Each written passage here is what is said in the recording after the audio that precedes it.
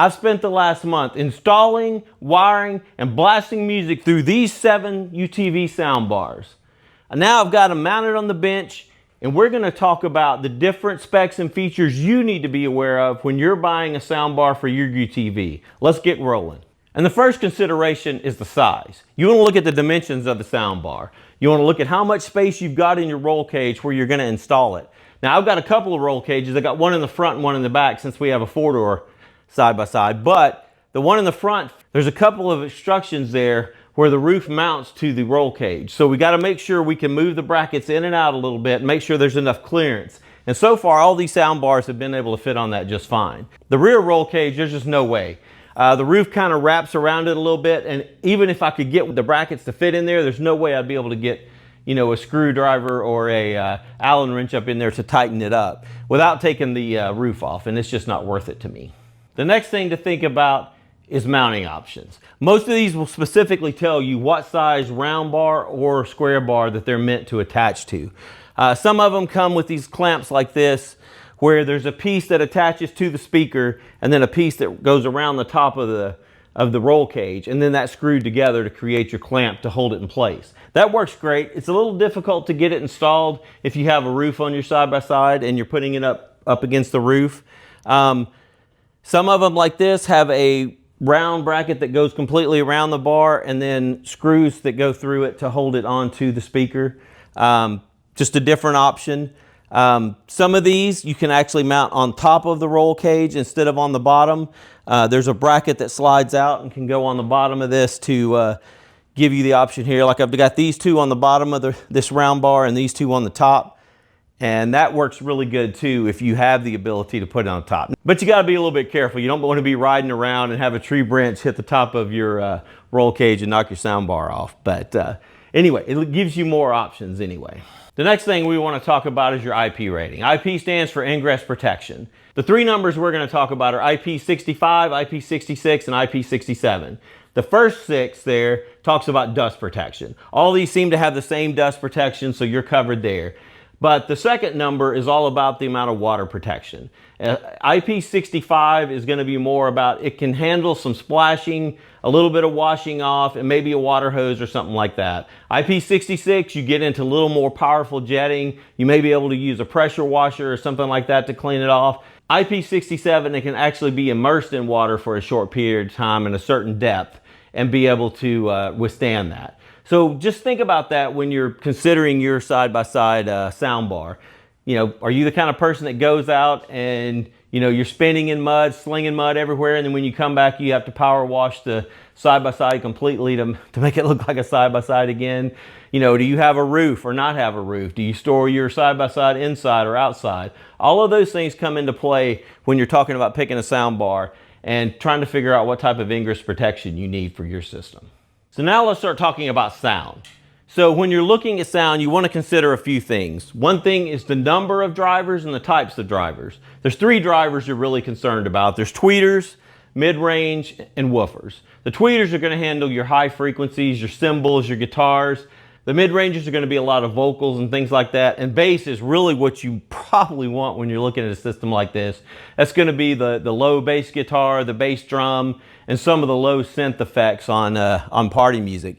You want to make sure you've got a big enough driver to handle it. Bigger is sometimes better, but again, the enclosure matters too. Depending on how well the enclosure is designed, it may be able to give you some low frequencies even without really large subwoofers. And like this system here, because it's so wide, it actually has a little bit wider woofer than some of the other ones. Some of the other ones, they're going to be relatively small just because your case is small, where here you've got, I think this is a 6.5 inch woofer. So you get a little more punchy bass out of that and gives you a really good sound. And probably the most difficult specification to really understand is wattage. Every manufacturer seems to use something just a little bit different when they're quoting the watts for their soundbar. Some quote it in max, or that's going to be the peak. it can handle that much power for just a short amount of time. Some may quote it in RMS, which is root mean squared. That's more of a continuous power. How much can it run on a continual basis?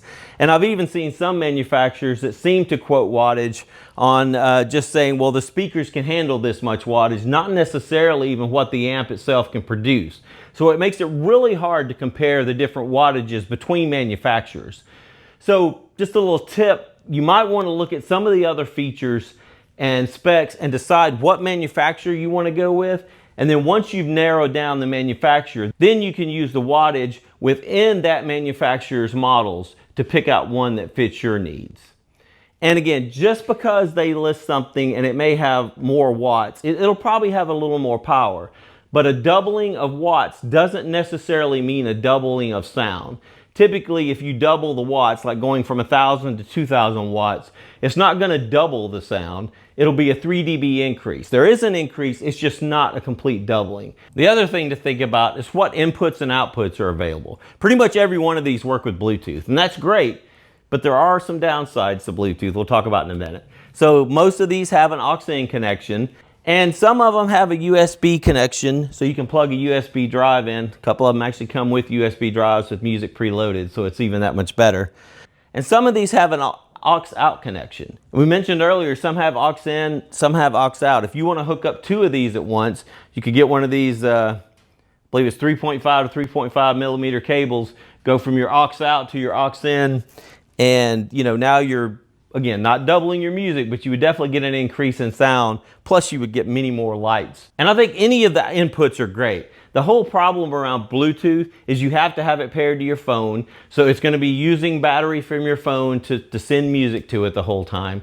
And plus, when we ride out, a lot of times we're out in the middle of nowhere, we're out on some trails where we have almost no or no cell connection at all. So we wouldn't be able to keep playing music unless we had it downloaded. But if it is downloaded and put on a USB stick, it's just that much easier. You can be using your phone for other things. You can be making a call on your phone. You can be using the GPS on your phone or whatever, and not have to worry about it draining the battery while you're syncing music to your speaker.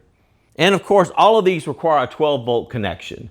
So that's the connection that goes back to your battery. Now, if it doesn't have one, you're going to need to add an inline fuse in that connection. Most of these have one, but you want to make sure you are running a fused connection so you don't short out your battery or cause some kind of problem that's going to leave you stranded somewhere. And check the input range for your voltage, especially if this is going in a golf cart. If it's a battery powered golf cart, you may have 8 volts or 16 volts. You may not have a good way to get 12 volts.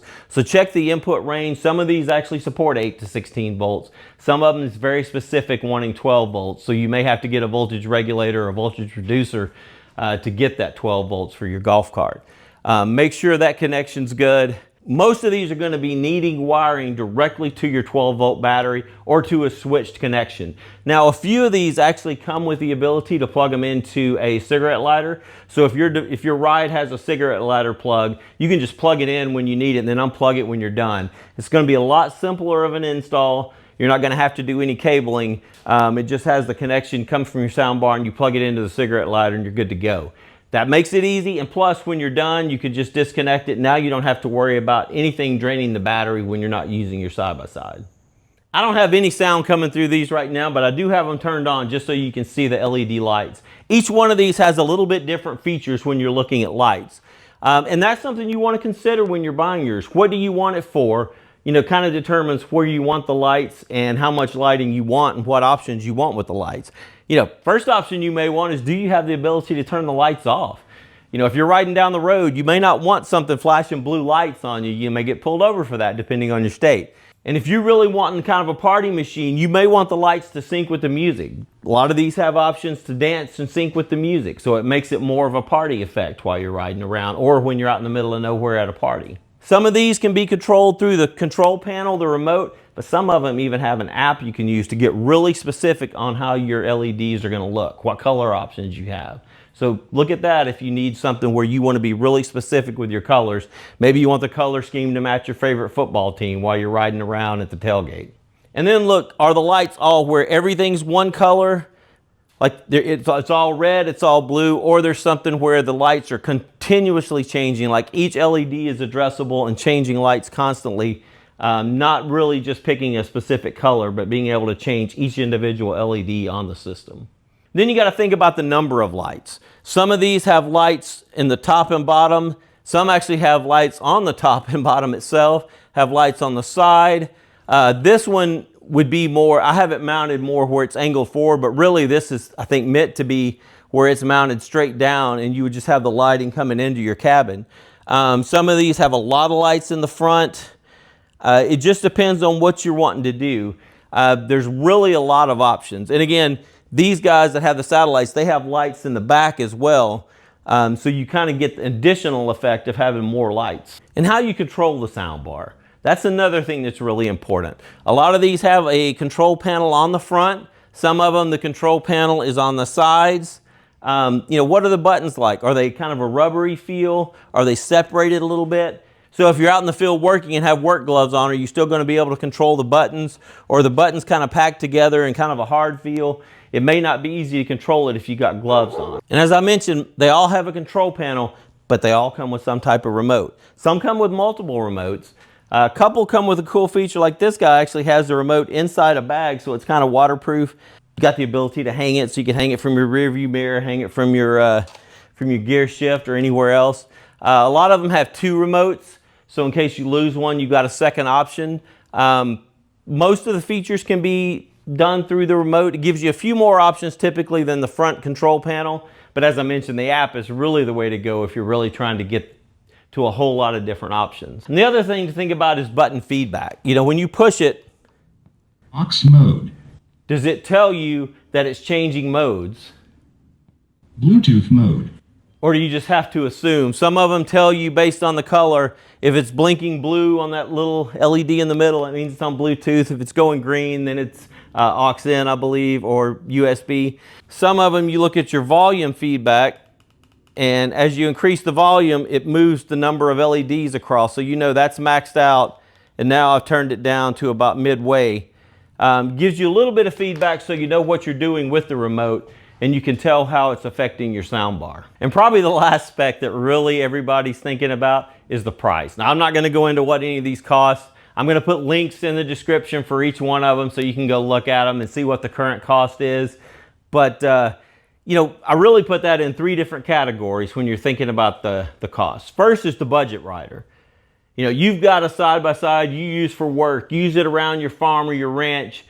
You just wanna have music going, you need it louder than the motor, and you may have it playing when you're out working on a fence or out riding around looking for cows or something like that. You don't really care about lights, you don't really care about the look, you just need some kind of sound to provide something to break up the monotony. And the second category is the audiophile. You know, you're the kind of person, you're riding your side-by-side or your golf cart around the community, around the campsite. You want music, you want it to sound great, you want a light show, you want some lights to draw attention to yourself, you know, but you're kind of in that mid-range. You're not really wanting to max out on price, but you do want something that sounds and looks great. And the last one, I'm gonna call the party rig. That's where you don't really care about the price. You're going out, you're gonna be the life of the party. When you show up, you're gonna crank the music up, you want a lot of bass, you want a lot of flashing lights. You may put multiple sound bars in and link them together with a cable just to provide more lights and more sound, because that's what you care about. And there are sound bars available that can meet that exact specification for you. Hopefully, thinking about these specs and features will help you pick a sound bar for your UTV, golf cart, four-wheeler, boat, whatever, provide you with years of fun and enjoyment. I would love to hear what UTV soundbar you've bought and how you feel about it. It doesn't have to be any of these. I'm going to send a link to all of these. These were all provided to me by Haho, Kimimoto, and K-Speaker to do evals on.